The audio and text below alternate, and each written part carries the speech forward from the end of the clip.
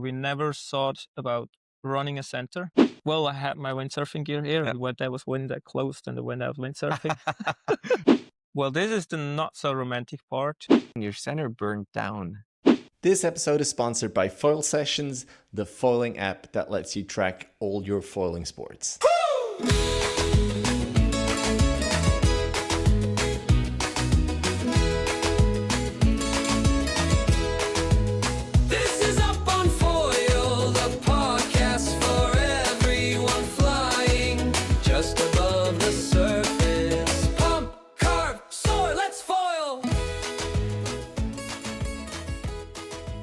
This episode is also supported by SurfEars, but more on that later. All right, welcome to episode number 68 of Up on Foil, the podcast where we talk all about foiling.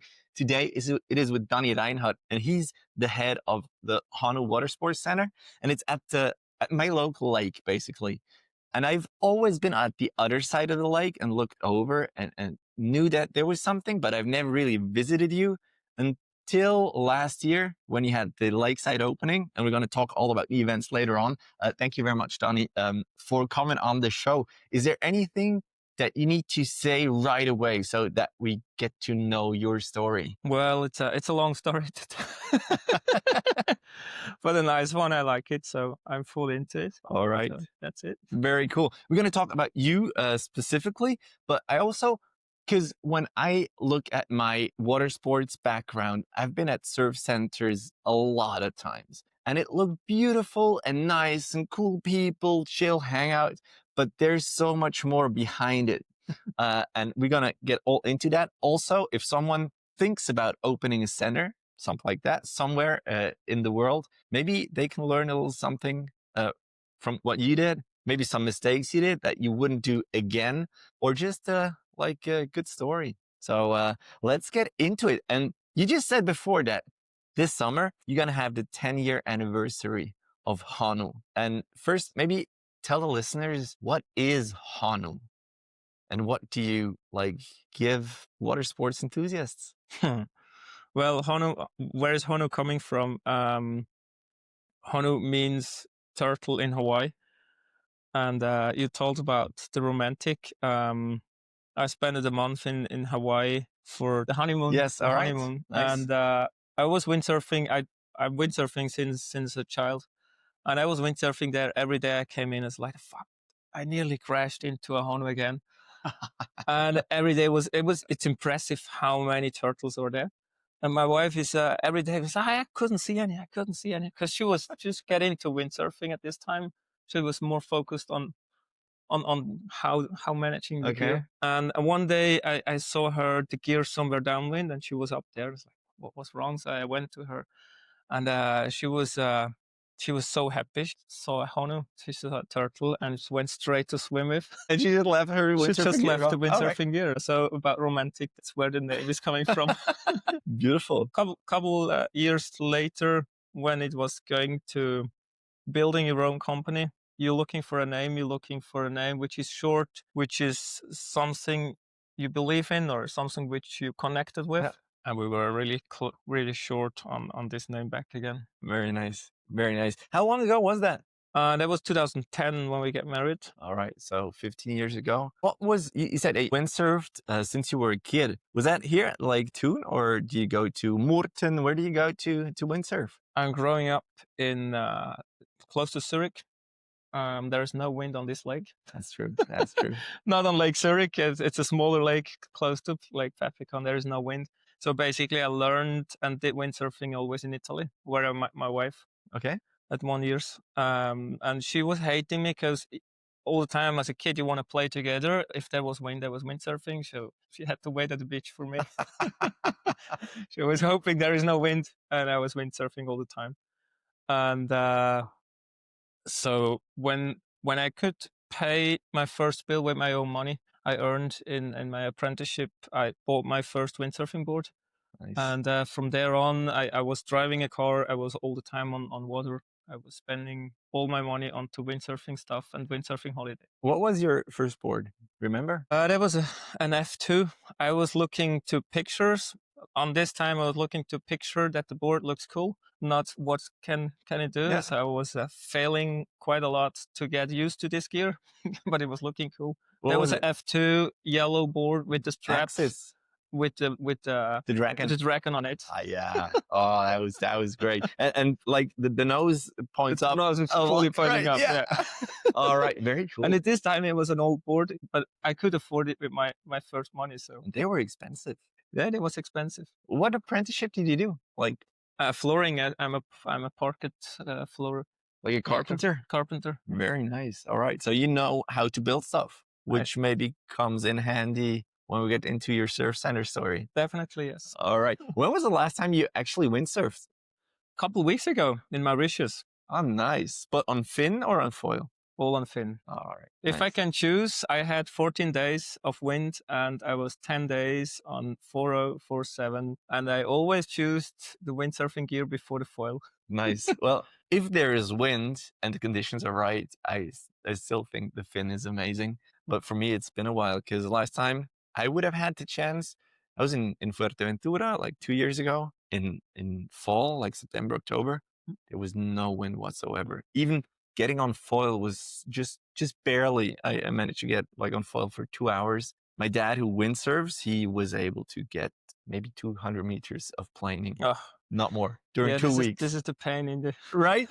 in windsurfing. Yes. But if there's wind and if it's good, then yes, I agree. Windsurfing is still fun. But do you still have your gear? Or do you use that from the surf center now? I don't have gear. Well, I have 2, 3 stand-up paddle boards left, which are really my own, and 1 windsurfing board. But all the rest is gear from the center. That's the luxury I have. Yeah, that's perfect. Plus, you get new gear all the time. Let's maybe continue with your water sports upbringing. You said you windsurfed all the time, and then you started stand-up paddling, right? That was one of your core things. You said it. Windsurfer, the pain is if there is not enough wind, you have to do something else. Mhm. There was no foil at this moment, so I started stand-up paddling. Yeah. I slipped into getting a Nash team rider in Switzerland. So Nice. I did racing, stand-up racing. I was a promoter, all the racing stuff in Switzerland for Nash. Yeah. That was the Nash stand-up tour, basically. And Nash supported me even that I could go some international races. If you tell someone I could race in Las Vegas, Nash, the Nash series, wow, that was some really cool Very stuff we could nice. do. And at one point I told Nash, Switzerland, we could do more out of this stand-up series if we open it. And he said, hey, that's a very good idea, but I can't afford it. Go for it. It's all yours. And that's when we started about Honu. So you start thinking about, okay, I going something to do official. How can I save my own, and what kind of company or club or whatever you're gonna do, what kind of form you're gonna start to save yourself. And I was basically Honu get into it. So we never thought about running a center. It was more to present stand-up paddling, not as a laying in somewhere on the sun, more integrating sports to present stand-up paddling as a sport and not as a playground. Yeah, because when I looked at stand-up paddling, it was these inflatable boards, just a little, like having a hike somewhere on the lake, basically. And now I've talked to Olivia Piana, I talked to James Casey, and I've learned about these super long hard boards, and that's something completely different. If you say that you wanted to open it That's up. actually the guys where we started together. I raced with James. Oh, really? In Australia, yeah. Oh, that's so cool. Okay, we're gonna get into that. Did you know that spending time in cold water and wind can cause your ears to slowly grow extra bone, sometimes enough to block them completely? It's called surfer's ear or exostosis, and it's part of your body's natural protective response.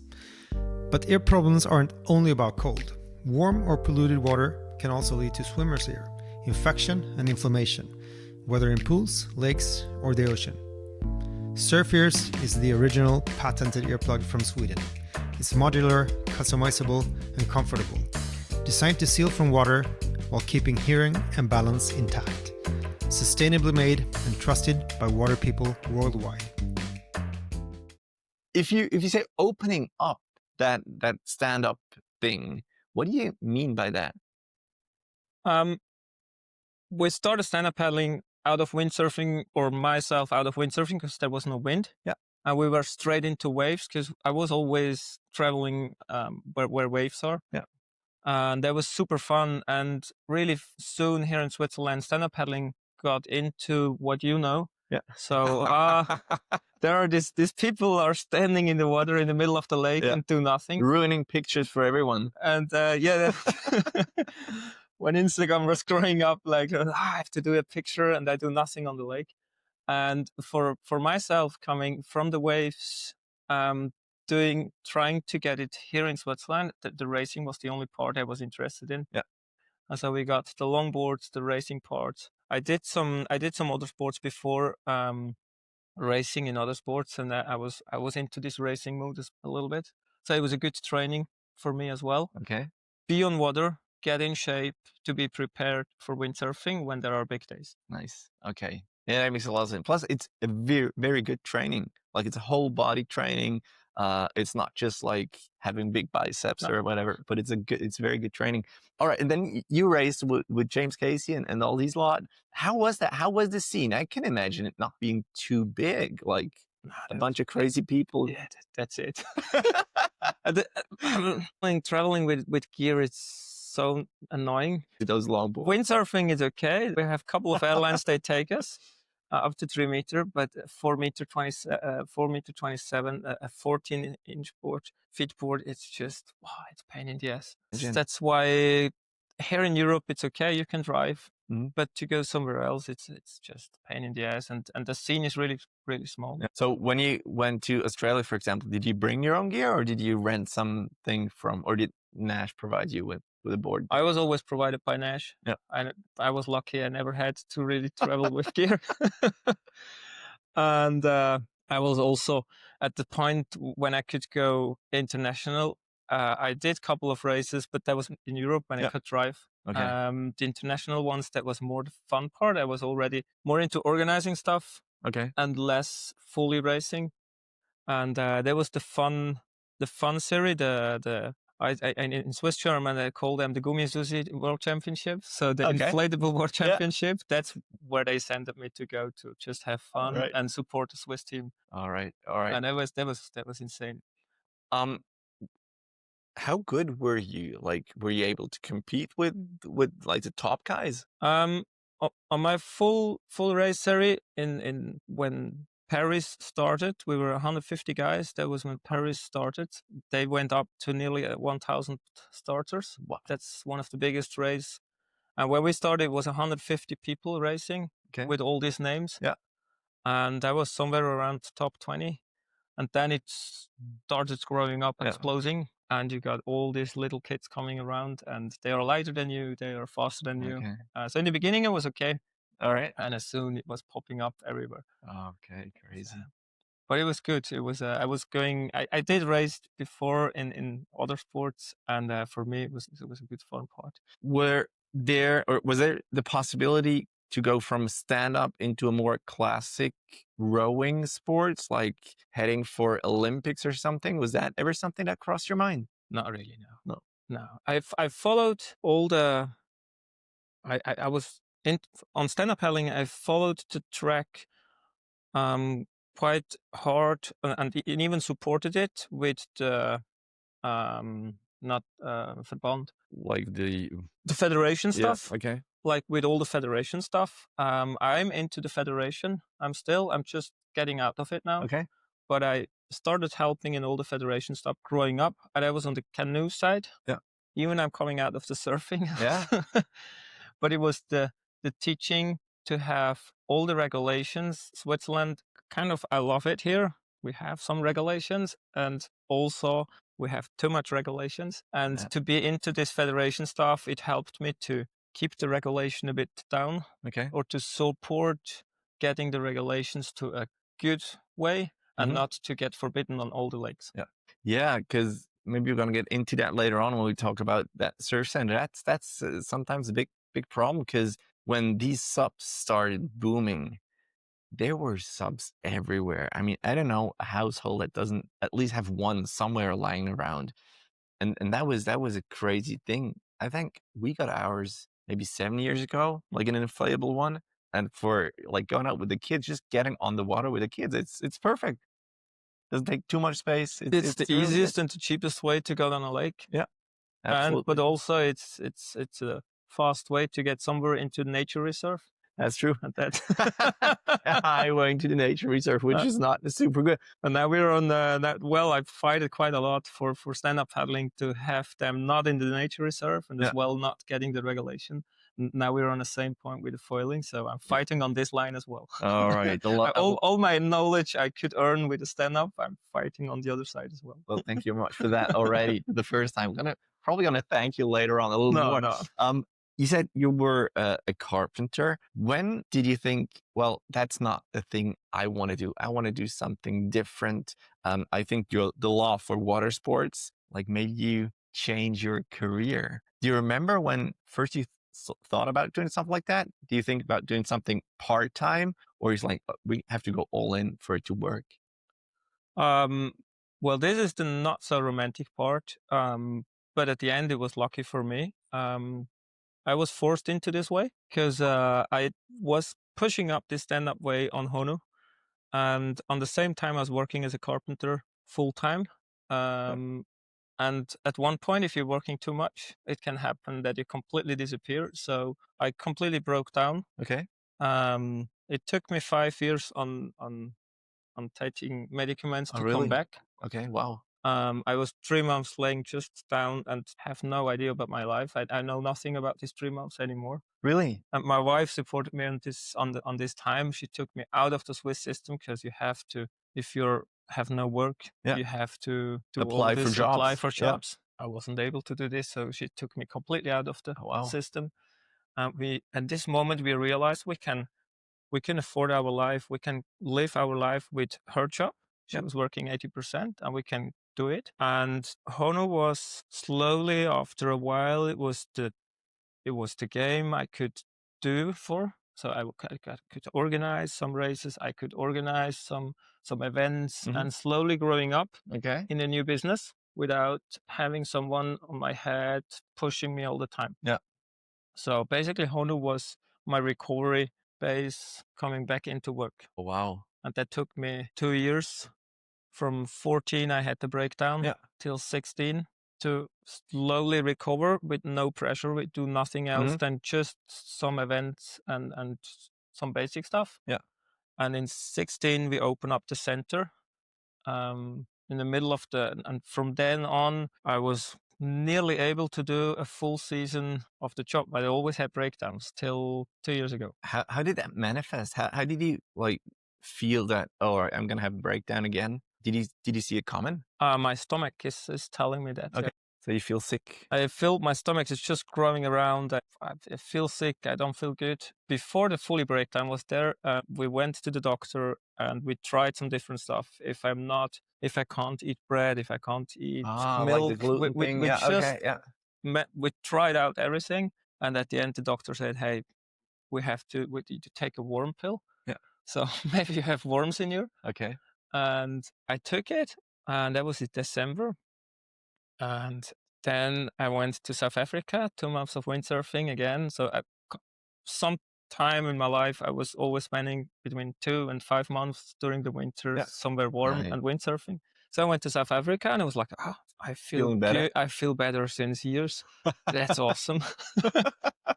And I went back to work in May. I called the doctor and said, I need one more of this pill. And said, okay, no, that's another problem. And in August it was done. In August it was the completely breakdown. Oh wow! And now I feel it. It's still the same. My stomach, it comes and starts rumoring. Then you take a step back, and then I have to take a step back. And my wife feels it even faster. She knows it before. That's nice. That's super good to have someone around who like feels you and can also like help out. Wow! But then starting something new during that time, that's difficult as well. But it was small. I mean, it was tiny. What does that mean, tiny? An event here and there? Yeah, that was like, we started with Monday night stand-up paddling. Yeah. So it was every 14 or days or every 3 weeks. I was having, what was it, 12, 15 boards. Yeah. On a trailer. So I was texting, doing some Facebook page, and went paddling every 2 weeks with a group. All right. That was it. Did you like provide the boards, or people brought their own? Were they hard boards? How did that look? All the same. Some boards were from us. We had around 12 to 15 boards on this trailer, and some people that came with their own boats. Okay. And we were groups up to 30, 40 people going out on a Monday night. And you went here on the lake or Yes, wherever? No, All the time that was always here in Hunibach. Okay. I was living in Bern. Yeah. And Hunibach was just a place. We were looking all the time on Lake Thun. There's not much wind. On this time, windsurfing, there was no wind. Yeah. Windsurfing, we went always to Lake Morton. Yeah. But Lake Morton, you have already a good station. So there's another place where you go. You're not going to play. We're going to talk about politics later on. I know him well, and I was a customer of him. Yeah. Now we are good friends, but you're not gonna starting up even if it's a really small business, you're not starting this in front of another shop. It's a lot of sense. All right, so you started here. All right, good, makes sense. I think I get that now. When did it start over at the other side of the lake? And that must have been a lot of luck as well that you get that spot. How did that happen? 15, we heard about this. That there was a station before. And we heard that the city, the council, they quit the deal. Yeah. And Do you know why? Well, they did more party than doing sports. Okay. They had some really good ideas, just the way how they did. The city wasn't really happy. And so we went to the city, and they were saying, "Nah, we are done. We want to have a green grass." Yeah. People having just lying there in the sun. So we still made a concept, going with schools, teaching, doing the right way. Like, I started pushing stand-up paddling into it, and sent the concept to the city, and I was like, okay, let's talk about. And we had to renew the concept quite hard, so that we got a lot of things from the city we have to follow on it. Like what? Regulations. How it is in Switzerland, but at the end, I can understand them, because before there was no regulation. They did everything, and then we got all these tons of regulation. Like what? Like what, for example? Even the opening hours after 8, we have to be quiet. Oh, wow. Okay. The season, it's just this. We had the same season as the swimming area on the side. We are not allowed to do except of the season. The size, how big we are going, and what we are able to do. We're just running courses and this kind of stuff. All right. Okay. And so we said, well, let's try. On this time, I had time. Yeah. And so basically, we had to do all the working process to building up all the regulations of building the everything, and that took us the 20th of July. We got the permit to build, and the 1st of August we open up the center. So we had 10 days of building time. Wow! And I said, I don't want to miss the whole season. I just want to do it, and we did all preparing the carpenter stuff. We just all did pre-preparing. Yeah. And it was like a fixed house. We just come in, set it up. Did you come with a container, or how? No, there was a pre-prepared parts we just could set up. Okay. And it was cool. I was 7 weeks of season by myself. And when I was able to work and I was happy, the center was open. And on the weekend, my wife and my parents-in-law, they helped me. But was that just stand-up? There was only stand-up. All right. I had my windsurfing gear here. And when there was wind, I closed, and I went out windsurfing. Very nice. But at this time, it was just stand-up. And stand-up is still, here in Switzerland, it was on this time the only way to open a center. Yeah. This brings you the cash. Yeah. At the end, you have to live somehow. Yeah. We were able to live from my wife's salary. Yeah. So I had my fun. I still have my fun over there. But we were able, if I earn money, that's okay. If I don't earn money, Just don't lose too much. don't lose too much. It was a good therapy for myself in the beginning. Very nice. But stand-up is still the cash, not the fully cash cow anymore, but it's still the money supports you to run a business like this. For me, it's really hard to understand because, yes, maybe like for renting gear makes sense, but does one really need a class for stand-up paddle? Don't you just get on there and paddle a bit and you're going to be fine? Normally, yes. How did that work then? I just don't get it. We have not that much anymore, but we had tons of courses doing the first lesson. Really? We have people, they can't barely stand on a paddleboard. And we went so many different ways.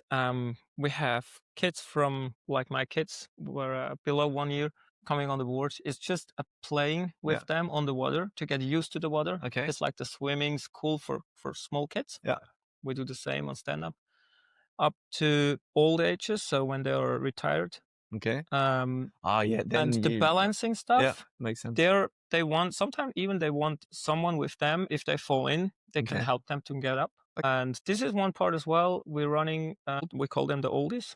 Twice a week, they're coming to paddle. This is a group between 10 to 25 people, twice a week. Okay, very nice. And for them, it's the balance to just keep their body in shape instead of going to the physiotherapy or to go somewhere indoor training and be on the balance board. They do it in the nature. And it's so much better than going to a gym. Wow. And that's the point of stand-up paddling. You can do it for racing. You can do it just to play with the kids, or you can do it even in your old ages. All right. To just keep on your balance and keep training. Okay. All right. Good. I understand it now. But it's not in the beginning that you know all this stuff. Yeah. In the beginning, you think, oh, cool, I'm gonna show it. Yeah. And then you said you do a lot of mistakes, but you learn good stuff as well. If you look back and like stand-up was your first like main thing you did, how hard was it to get people to Honu? How much ads did you have to do? Was it just like being next to that swimming area and people saw it and they were interested?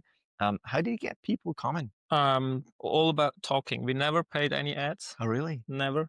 Some of the paddling clients, they knew me from the days before, so they came just to train with me.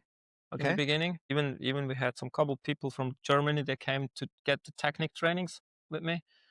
The place is incredible. It's insane. Yeah. I mean, you have so many people. They're just walking in.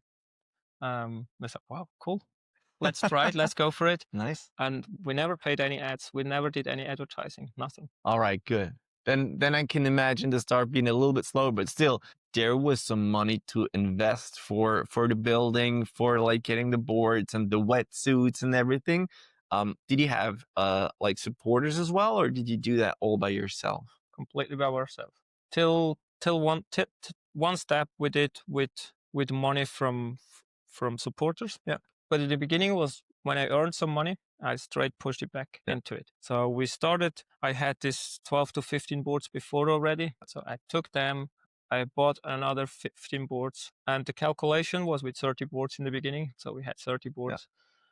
Yeah. And then you start working, and if you earn anything, you push it back in. And you push back in, and a company, there is 5 years of growing up. Yeah. And after 5 years, you should be able to live. That was just the burning stuff at 2022. If this wouldn't happen, that would work quite good with these 5 years growing up and be on a really cool level. That's quite working well without having money from somewhere else. Well, if I'm looking to my private money I put in, that's definitely yes. But, so all your savings went into Honu?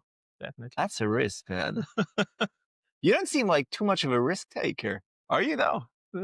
I don't know how I should a risk taker. Or you were just like 100%. You knew that was gonna work.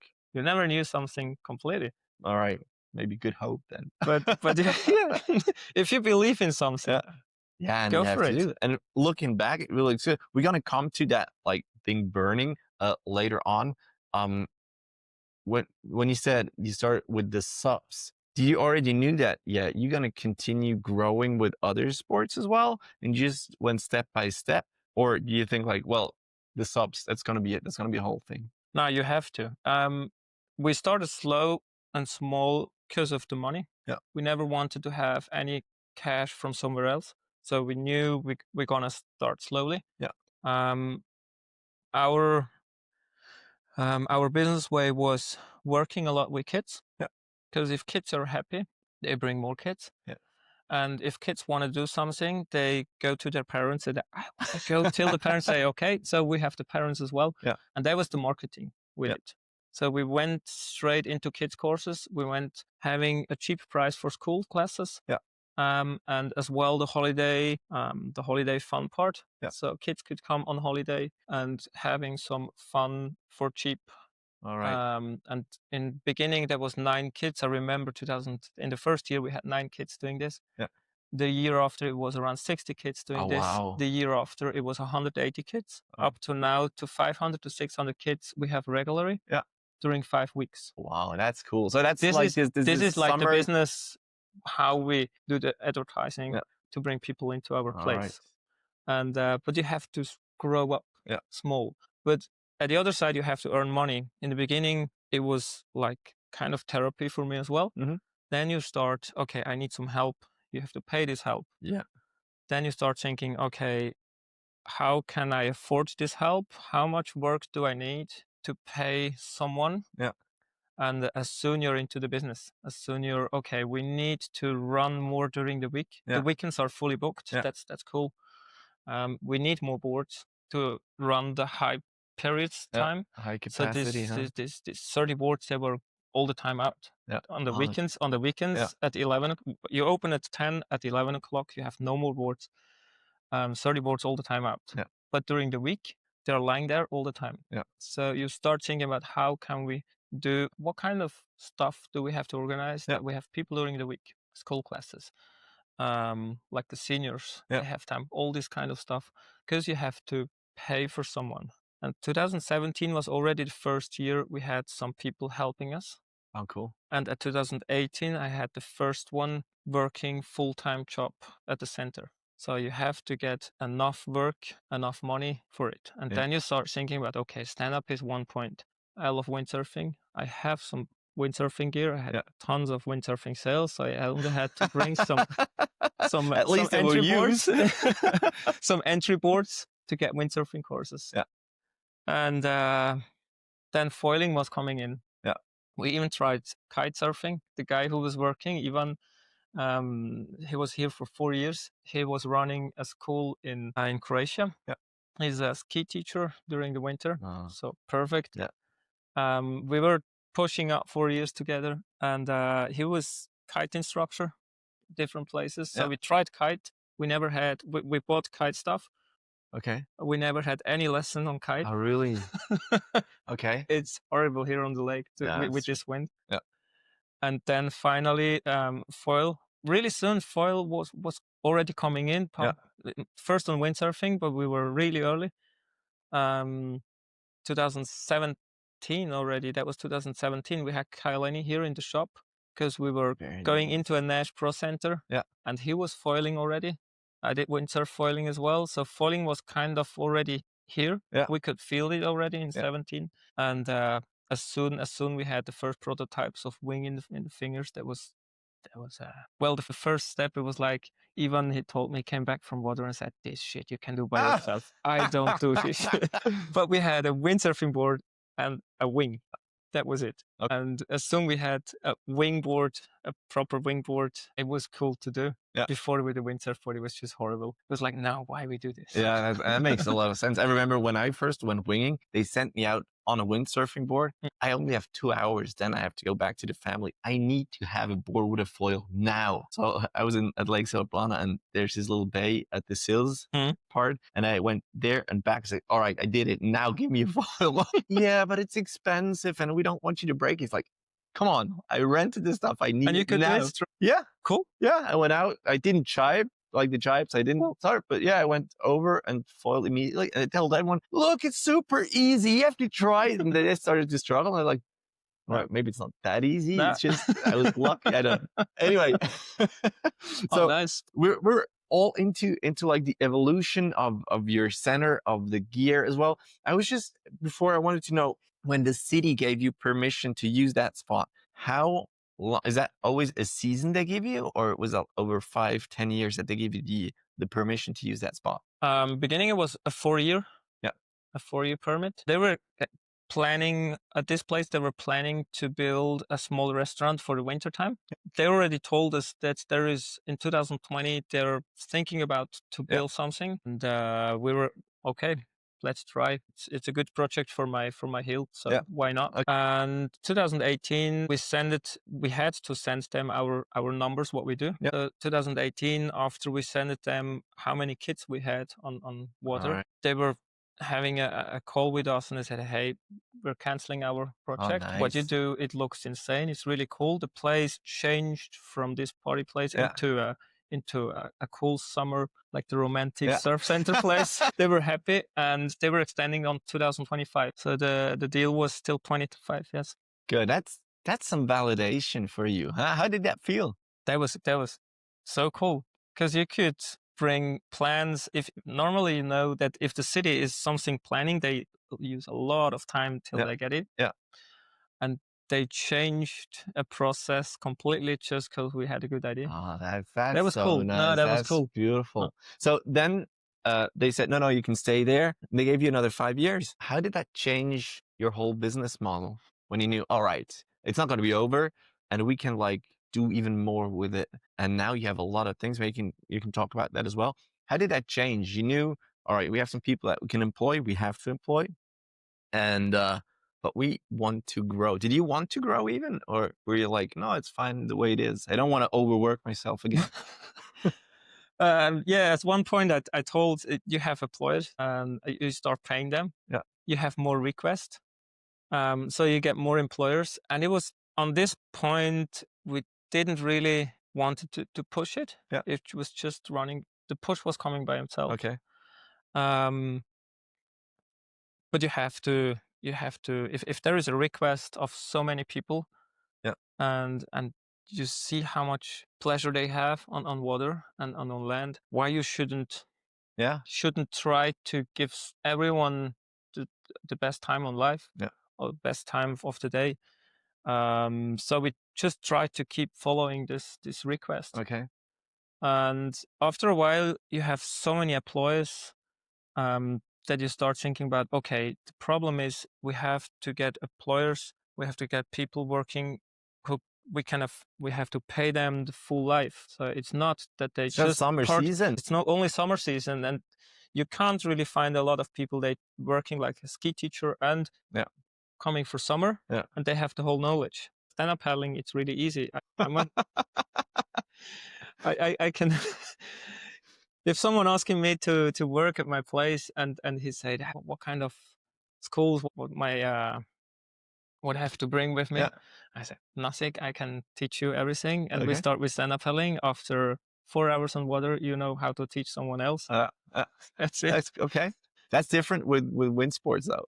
And now we're on a completely other point. As soon we started, okay, we have windsurfing. We have 2018, we started with foiling behind the boat already. We had people teaching how to drive a boat, how to everything. So you think about, okay, I need someone with skills, but people with skills cost me.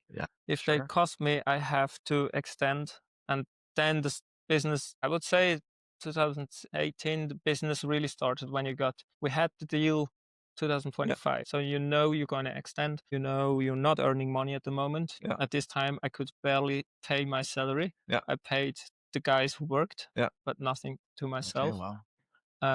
And then on this time, you think, okay, I'm going to pay all these guys. They have skills, but I don't pay myself. Now we have to think about a little bit different.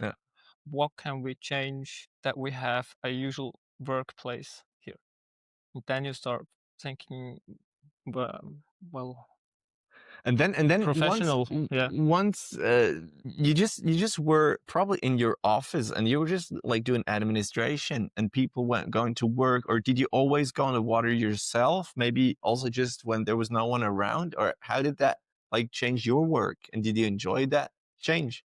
I'm a really lucky man. I hate administration work, and my wife comes from it. All right. So she was running more into this business as well. Okay. And I still do administration work. Now in winter, I'm full into this. Yeah. I take everything over, or nearly everything on my side, and running this part.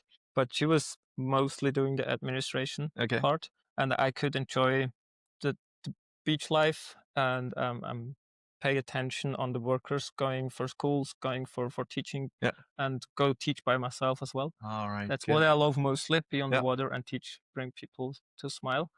When, like you, it works. Yeah. I love to see this feeling when people realize it flies. It's so cool. That is the best moment. And I'm the luckiest. I can go out and have people do the administration in the background. Very good. But still, like getting a team together. That was hard because you have nothing. You have to bring everything on paper by yourself. Yeah. How big is your team now? 30 people. 30 people. 100% employment, or like part here, part there? We have around 700 to 800%. We are over this 6 months. Yeah. And there are 3 people. Yes, 3 people are full time. All the not rest, including you. Not including me. All right. 3 people are full time outside of me, and the rest is all part time workers. They have a regular normal job. Yeah. I'm coming as a part time worker. For summer or for weekends or both? Everything. Right. Even for 2 hours. It depends of what kind of job we have. How hard is it to find good people? Because if I listen around to other like friends who have their own company, they say it's the most difficult part, getting good people. How is it like in the water sport area? It's super hard because if you find someone, I not only want to have people who can do the job, they have the skills. I want to have people, they feel it. So mostly what I'm looking for is people, they feel the sport and they really enjoy it. Yeah. And the skills, most of them I'm taking in and prepare them to get them the skills. Yeah. Also in teaching and coaching, especially on wing foil now at the moment, foiling, I run a little bit different way, how we coach, how we teach. And if someone is coming who has the VDVS, everything, the international parts, I even don't care about this stuff because they're working different than I do. Yeah. We're coaching different. Yeah. So I prefer more people having fun, enjoying, and have a really cool feeling. Yeah. And I get them into how you teach now, how you bring your passion to someone else. So you bring your passion, then you show them how to like channel that passion into teaching, right? Okay. But that means I have to spend, that's what I did the last 2-3 years. How can I bring something on paper they understand? So like a technique. Yeah. How can I have a teaching technique, bring it to someone else? They understand it. Yeah. They have to feel it. And then they have to think about how can I give this to someone else? And this takes you quite a long time. Mm-hmm. So I build my own team by them. I don't take someone who brings the skills. I build them. All right, makes sense. So you can kind of like form them the way you want it, the way you teach. But it took me now 2 or 3 years in wing foiling, and we started we've started foiling on 18, and now the last 3 years I was just doing basically this, getting the teaching technique into my team. All right, and then because I imagine, and correct me if I'm wrong here, I imagine like teachers at a surf center are usually like kids or little like young adults who are maybe in a gymnasium, like high school or stuff like that. They're not 30 plus years. So they might come for 2-3 seasons maybe and then leave. But that's when they would be ready. Yep. How do you keep them? Or is that not a problem with at Honu? No, this is a problem as well. And this makes the big deal. So we have clients on the full size of the age, and we have people working in the full size of the age. We have a kids program on site. They're coming to us, have kids trainings every night. in all different sports. Yeah. And when they are 12 and they're into this kids training, they are able to start working during the holiday. Yeah. So they don't have to afford the season pass. They can go for a week work and they got the season pass paid. All right. Okay. Yeah. And if they want to do this, I bring them into teaching. So I already start how you can bring someone that you're All right, passionate. good, yeah. So we start working with them with 12. Yeah. And now I have the first ones. They are 18 or 19. They started as a small. Okay. So I have kids teaching with 16, 17, 18 years old. They're teaching already other people in wing foiling. Yeah. And they're way better teachers than someone coming with any paper from another school. Yeah. They went growing up now the last 5-6 years Yeah. on our place. They are fully passionate and they know the whole everything. They know your mentality as well because they Completely. were taught by this basically. So this is the young parts. Yeah. Then I have, like you said, the students. We have two students. One is working full part. She stopped studying. She did a practicum on our side, Yeah. on our shop, and she was like, "It's insane. It's cool." She was full into it, and when she finished study, she was her last year. Yeah. So she finished study and started working on our place during the winter. Now she's traveling, but it's a cool age. Nice. Yeah. You do some work, Yeah. looking for money, and then you go traveling. That's perfect. That's the age. Yeah. But we know this is 3 or 4 years. Yeah. That's it. And then we have you may know him or went already pump foiling with him. People who are always are the seniors. So he's a senior. He's teaching wing foiling. He was one of our first clients with towed behind the boat. Yeah, he was on the boat with us. Yes, Yeah. he's insane. It takes me sometimes a little longer. Yeah. Till we have the same level of ideas. Yeah. But it's a good conversation because he thinks different. Yeah. I'm thinking my age. Yeah. I think in his age. Yeah, and then we have the young kids, they coming in their age. Mhm. And this all together brings help each a other really out. cool line of we help each other how we think about how can we teach someone better, All right. Very nice. faster in all different ages. Yeah. And he has time as well. But he loves traveling. Sometimes he's traveling. Which is also good for you. They need to they don't need to be over at Honu all the time. All right, that's super cool. All right, so we talked about the people and how you started, but now you still have the subs. You still like rent out kayaks? Is that still a thing? Yeah, we rent kayaks. All Not right. much, but yeah. Then we have the winging, no kiting, and then you have the wakeboat. And I want to talk about that because we were out maybe 2-3 years ago. Oh yeah, I still have the wetsuit here. Yep. Don't need to forget that. And it's a special wakeboat. Can you tell the audience about that? Because I think it's spectacular.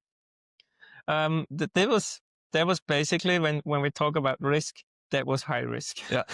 That was the first time we took a lot of money in from bank. outside. Okay. Yeah. And as well from the bank. Yeah. So we were three different parties who paid quite a big amount into Honu. Yeah. To afford to deal with the bank who paid the rest of the boat. And for us, it was just, we were already in a really good size of the company. We were 20 people and it was still not enough to pay the full amount of salary. Yeah.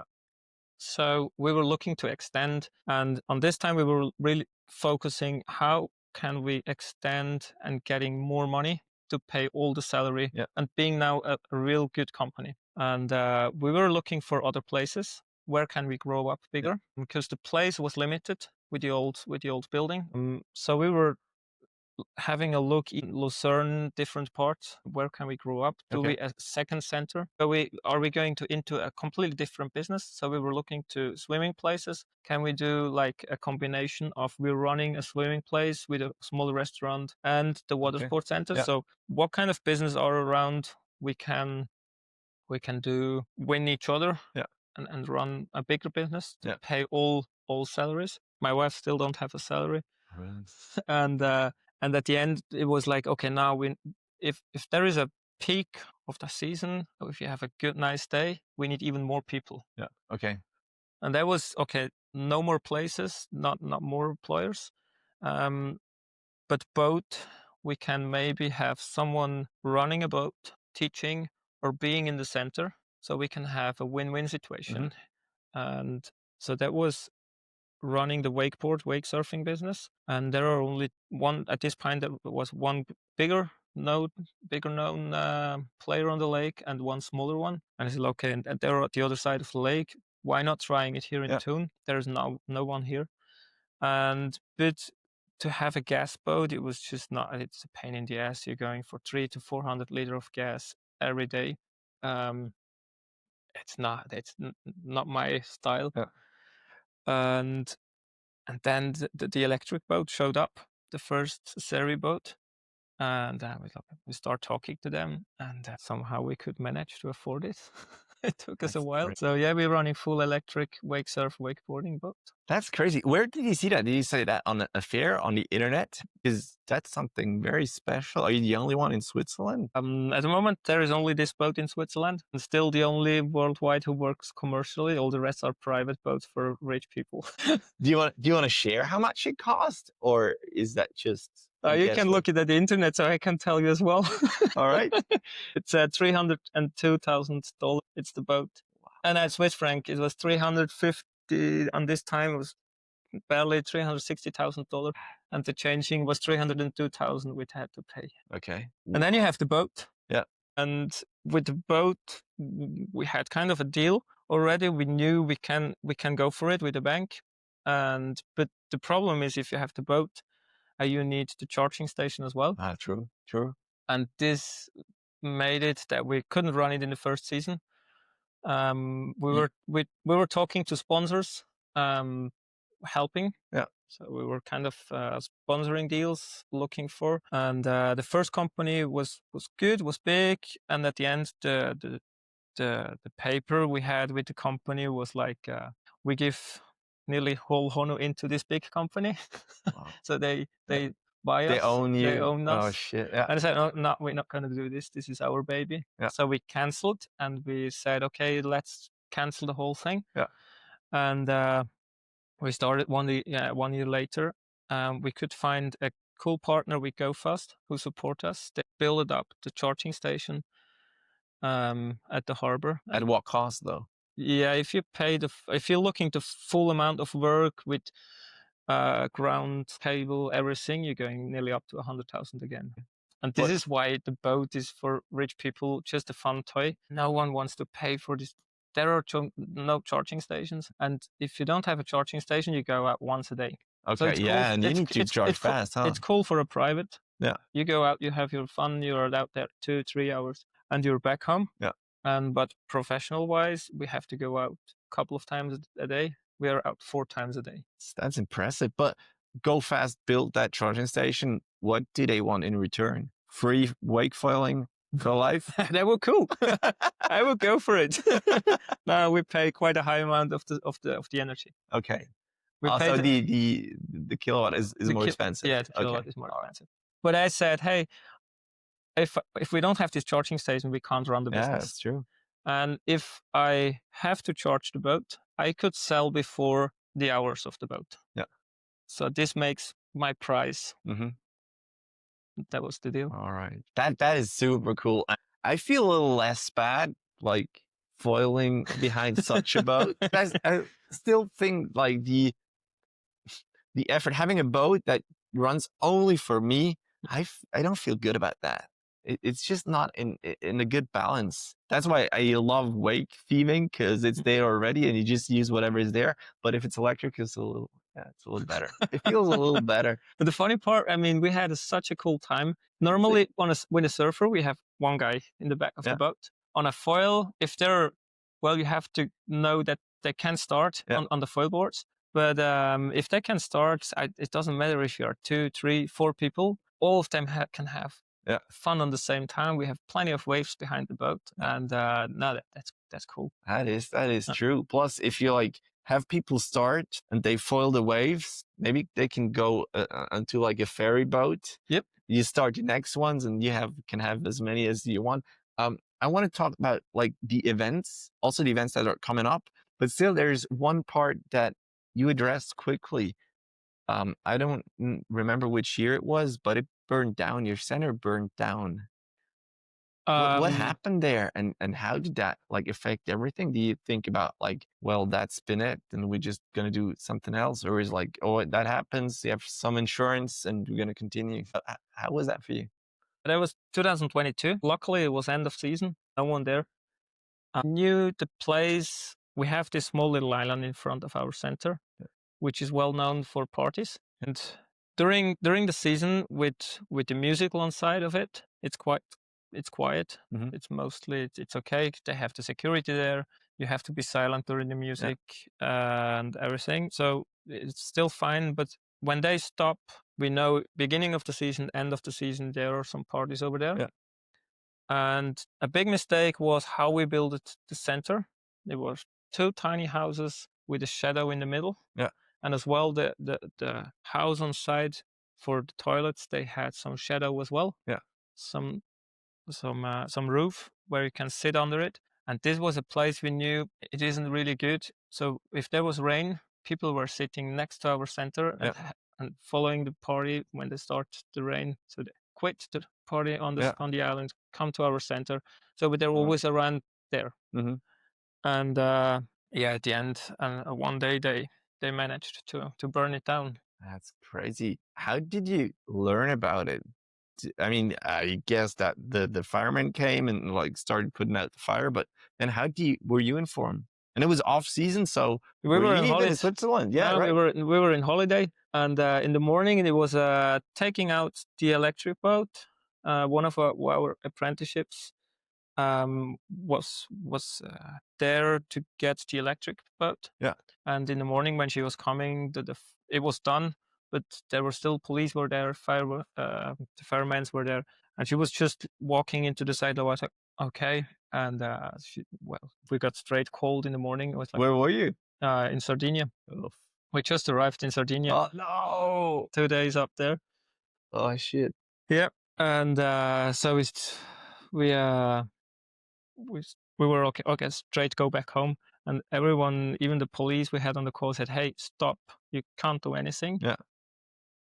Be there where you are, get relaxed, don't sit in the car, you're not able to drive a car, so be there. Okay, get good. That's get good. photos. So that was mainly also the police who said, hey, don't come back now, you can't do anything. That's good. Stop That's driving. Good advice, You're not able to drive at the moment. And that was a good idea. And they said, hey, get focused, get a plan, book your ferry, and then come. Okay.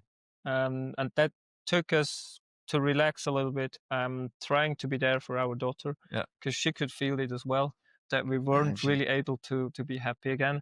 So we tried to focus in the morning. We had already a talking in the first day with insurance, who said, hey, I need a list. What is everything inside? That was one of the biggest lesson and advice for everyone who wants to have a center like this. Be a little bit more Swissness. Be more consequent on every screw you write down. It adds up, huh? Write down every screw. This was a big mistake of us. I love testing material. Yeah. We had quite a good plan. What we have everything inside. Yeah. A lot of things are in my head. That doesn't count, does it? But that doesn't count. And at the end, we were just the insurance wasn't paid high enough. Yeah. And I was testing too much material and having fun on it. And I love testing material. I can't sell anything if I don't test it. Yeah. I'm a really bad seller. So I have to be on it and really into it. And so I'm testing quite a lot of stuff. And it was all lying around. Oh, shit. And we were under insurance, if you can say this. Underinsured, Insurance around 250,000. Wow. That's a step back. And this was, in the beginning, was like, okay, burn down. We have an insurance, looking forward. And then you start calculating what everything was in the center. And then you sit together with your insurance and you see, no, I don't know how you go for it. And but you have so many people around who support you. Yeah. As well, the insurance had said, hey, this is shit happens. Yeah. They could even say, we don't pay anything because you did it in advice. You did it. You didn't pay the insurance, like, because you wanted to save money. Yeah. They say it was a fraud. Yes. Basically. Wow. They could do this. Wow. But he was here on this table and said, hey, this is bullshit. This is shit what happened now. Yeah. we're gonna help you as much Alright. as possible. They even paid a couple of months of salary. Even I don't pay my salary. Oh, really? They Okay. they said, hey, you going with so much energy, we're gonna help you as much as possible we can. I just take every door I can open for you. Oh, nice. And this wow, helped that's us. good. Huh? This helped us. Yeah. And at the end, it was 250,000. We were not covered. Yeah. Insurance helped us as well. The whole. Did the city help as well? Did the city help as well? The city helped as well. They spent it. Yeah. Some amount of money. Then we had around 50,000 spent money of francs spent by private people everywhere around the world, which was incredible. And there was someone started straight away the first day. Like, hey, people help out, spend it with a GoFundMe. Yeah. And for us, like, whoa. And when we seen, you didn't even know. No, we didn't even know. That's so cool. That's so nice. But I think it was already the second or the third day he tried to call me, and because we took no funds of no one, only police, insurance, and family. And so he texted us, or it was coming from the family side. He said, hey, you have to help me. I started this GoFundMe, but there are so many people asking questions and everything. I can't handle this. And we are already around 20,000. Wow. And what can I do? What can I help? And he was like, oh, shit. And this helped us as well as a support. Yes, go for it. All right. Nice. Okay. So you know that you're supported by more than just you and yourself and maybe your pupils that you have, but from a broader range of people. Okay. So you were back. As well, the industry helped me as well. So we could get down, the industry took down, normally you get the price, the customer pays. Yeah. We pay the price left for the shop or for selling stuff. And we even got like a discount in the discount on this. And I know some of the discounts where we are paying on some products. I know we paid the productional price. Oh, wow. So there was the companies were taking out no money at all, just to helping as well. That is cool. That is cool. But it's also an investment for them because we're running the business still. We're still here. So. Right. Exactly. And you buy stuff from them now, probably back at a more regular price, or maybe something that makes sense for them as well. All right. Wow. That must have been something. But now then you built your center a little differently, I suppose. Now you're well insured. I know every screw in my center. Good. Super important. Yeah, super boring. Yes. But also super important. And now we talked about what you do. And I was just, what's next? Like, where is that center going? What are your plans ahead? Because yes, you said salary is expensive. What else can there be? Are you maybe doing trips that people can join to go supping or foiling, or what's next? There are plenty of ideas in my head. Anything you want to share? But at the moment we stopped pushing into go bigger. Yeah. And focused more into to have more in the apprenticeships. Yeah. To have more knowledge wider. Yeah. So if there is someone passing out, someone changing their mind, going somewhere else, to have more knowledge going through the whole team. Okay. And this is actually the goal for the next season. Okay. Oh, wow, that makes so much sense. So well thought through. That's super cool. Because what can you do? What other things can you do? And I have tons of ideas, but at the end, if I'm looking, we're just running like a hamster all the time. Yeah. And why? That's not sustainable. We're losing on some point. You're losing the fun. Yeah. And this is now with the new center, people are realizing it more because it looks nicer. Mm-hmm. I'm missing the old, but I'm really happy to the new one. People are coming here. It's like, whoa, this is insane. It looks big. It is big. We have so much stuff there. But now I want to have the team, and this is especially what I spent it now this 2 years with the new center to bring the knowledge into it. We had a big step doing with the foiling now. That was huge the last 2 years. I said, okay, now we're on a level we can't go more, but now we have to. Like we did in the beginning, we have the weekend running full. Yeah. What can we do during the week? So now we know we're running full time all the time. So what can we do that the apprenticeships the people working not are running out of energy in August? Okay. So how can we settle down everything a little bit All right. that everyone has more fun? Okay. This is focus. Makes a lot of sense. I just look a little short term. What's next? And when this episode comes out, it just happened. Is the Santa paddle, right, on the 6th of December? I've seen some pictures. I've never been. Can you tell maybe the audience what it is? We do this since even before the center. We went paddling Christmas time. We went paddling New Year. Some crazy stuff. We had races in during the winter, which was really cool. The center was 2 years ago, I guess, 2 or 3 years ago. The idea was coming. We know the guy who plays the center. He's a boat driver with us. They don't tell any names for the kids. Of course, it's Santa himself. No, but he was coming with the idea, and I said, hey, that would be cool to come on the water. No one do it. So they said, okay, let's do it. And then the city here where I live, they were so happy with. And they requested, hey, can you do it again? That was so why not? Super cool. So Santa paddling over on his sup, handing out little goodies. Basically, during the day, we open up for everyone. Yeah.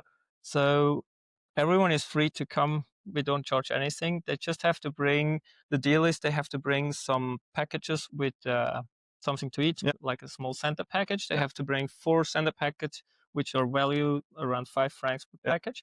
So we paddle with the whole group through the city and just give it to the kids. Nice. And people are running around.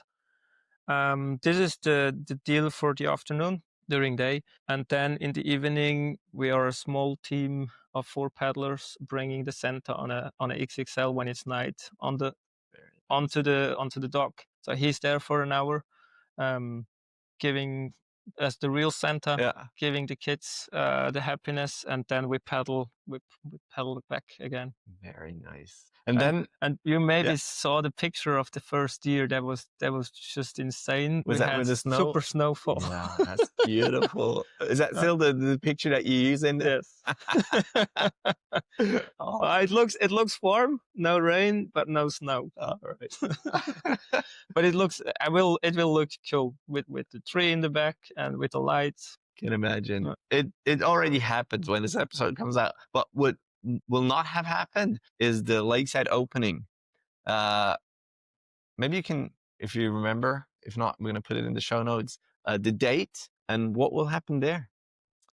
Well, lakeside, it's the only thing which we took over from this whole racing part. We did all the races around Switzerland. We passed away and said, hey, we're focusing here fully on Thun. And lakeside is an event we took over, and the focus is because we can do it like a marketing here. Yeah. For us, it's a win-win situation. It's a lot of effort, but it's cool marketing for the shop because it's in front of our shop, and it's at the 2nd and 3rd of May. Yeah, it's always the first weekend in May for the next couple of years. It's the opening of the swimming area, and it was a super success. We took a new name away from racing. Lakeside opening, it's open to everything. And it means we want to have all the summer sports. They should be able to present in the beginning of the summer what they do. So all the clubs around swimming, kayaking, whatever, they coming, slacklining, they're coming and they have a platform to be able to present what they do for summer and get kids to do their stuff. So it's like a platform to get kids on place, testing new stuff. And if they're happy with the summer sport, hey, cool, go for the whole season. Yeah, okay. And but still the racing part is in it. And what I know that for the foiling part, I told Swiss Foiling, we have no wind on the lake, not much. And it was super windy. It was super windy last time, yeah. And he said, hey, why we didn't do any wing foiling action, anything else. And so for wing foiling, it's planned that we not only have the platform for pump foiling, so we do run the whole Swiss foiling part, whatever it is. Okay. If So it's bring not only your pump foil, but also your winging stuff. pump, wing, paro, I don't know, whatever he wants to do. All right. So we are the platform, and he's able to do everything. Good. That is great. So if one of the listeners or the viewers just learned about it, like the first weekend in May, make sure to follow Honu at Honu Tunersee. I'm going to put the link in the show notes as well, and not miss that, because it's a super event. Last time the weather was not nice, but it was windy and it was wavy as well. We had some wave action on that dock outside, and the dock was really good dock.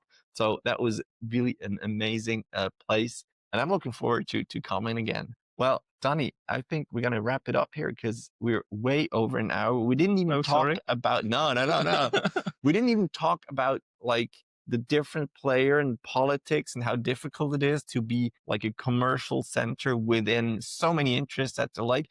We can talk about that later or in another episode, maybe, who knows?